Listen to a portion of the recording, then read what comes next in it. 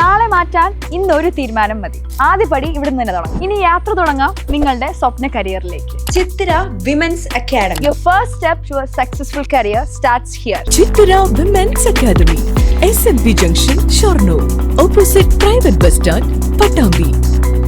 ഒറ്റപ്പാലത്തെ കുടുംബ കോടതി പുതിയ കെട്ടിടത്തിലേക്ക് മാറാൻ ഒരുങ്ങുന്നു. ഒറ്റപ്പാലത്തെ കുടുംബ കോടതി ഇനി പുതിയ സ്ഥലത്ത്. ഏറെ കാലമായി ഒറ്റപ്പാലം തോട്ടക്കരയിൽ പ്രവർത്തിച്ചു വരുന്ന കുടുംബ കോടതിയാണ് മറ്റൊരു സ്ഥലത്തേക്ക് മാറ്റാൻ ഒരുങ്ങുന്നത്.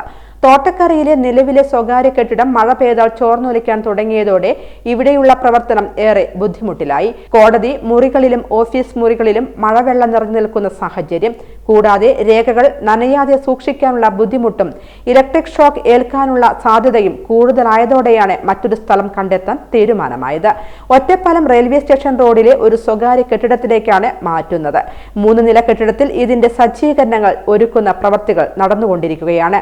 പ്രവർത്തികൾ പൂർത്തിയാക്കി 1 മാസത്തിനകം കുടുംബ കോടതി RS റോഡിലെ കെട്ടിടത്തിലേക്ക് പ്രവർത്തനം മാറ്റും.